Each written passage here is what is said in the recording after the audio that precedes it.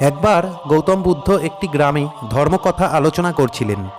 তখন এক ভিক্ষুক গৌতম বুদ্ধকে জিজ্ঞাসা করলেন, ভগবান, কোনো কোনো ব্যক্তি দুর্বল এবং সম্প্রীতিহীন হওয়া সত্ত্বেও অনেক বড় বড় কাজ করে ফেলে, যা ধন সম্পদ সম্পন্ন ব্যক্তিরাও অনেক সময় এটা করতে পারে না। এটা কেন হয়?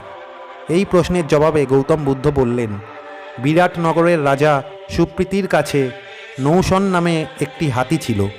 একটা সময় রাজা এর পিঠে আরোহণ করে অনেক বড় বড় যুদ্ধে জয়লাভ করে বিজয়প্রাপ্ত হয়েছেন। ধীরে ধীরে নৌশন বয়স বাড়ার সাথে সাথে বৃদ্ধ হয়ে যাচ্ছিল। যুব অবস্থায় বলশালী পরাক্রম ধীরে ধীরে কমে যাচ্ছিল। উপযোগিতা আর গুরুত্ব কম হওয়ার কারণে তার খাদ্যের পরিমাণ কম করে দেওয়া হয়। বেশিরভাগ সময় হাতিটাকে না খাবার দিয়ে ক্ষুধার্তই রাখা হতো। লাগাতার পরপর কয়েকদিন জল না পাওয়ার কারণে নৌশন পিপাসায় কাতর হয়ে যায়। জল পান করার উদ্দেশ্যে হাতিশালা থেকে ছুটে পার্শ্ববর্তী একটি পুকুরে যায়। পেট ভরে জল খাওয়ার পর স্নান করার উদ্দেশ্যে হাতিটি পুকুরে আরও গভীরে প্রবেশ করে। পুকুরে প্রচুর কাদা থাকার কারণে বৃদ্ধ হাতিটি সেখানেই আটকা পড়ে যায়। এই খবর রাজার কাছে পৌঁছাতেই হাতিকে কাদা থেকে বের করার অনেক চেষ্টা করা হয়। সমস্ত চেষ্টা করে অসফল হওয়ার পর এক চতুর মন্ত্রী রাজাকে একটি বুদ্ধি দিল। সৈন্যদের যুদ্ধের পোশাক পরিয়ে হাতির সামনে দাঁড় করিয়ে দেওয়া হয়।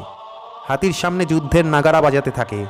সৈন্যরা এমন ভঙ্গিমা করতে থাকে যাতে মনে হয় সৈন্যরা শত্রুপক্ষের দিক থেকে নৌশনের দিকে এগিয়ে আসছে। এটা দেখে নৌশনের মধ্যে যৌবনকালের জোশ চলে আসে। সে জোরে চিৎকার করে শত্রুপক্ষের সৈন্যদের আক্রমণ করার জন্য কাদা থেকে বের হয়ে ছুটতে থাকে। এরপর অনেক কষ্টে তাকে নিয়ন্ত্রণে আনা হয়। এই গল্পটা শুনিয়ে গৌতম বুদ্ধ বললেন, এই সংসারে মনোবলই প্রথম, কেননা এরা একবার জেগে উঠলে অসহায় এবং বিমর্ষ প্রাণীও অসম্ভবের মতো বড় বড় কাজ করে দেখায়। বন্ধুরা, এই গল্প থেকে আমরা এই শিক্ষা পাই যে আমাদের জীবনে যে কোনো পরিস্থিতিতে মনোবল হারানো উচিত নয়।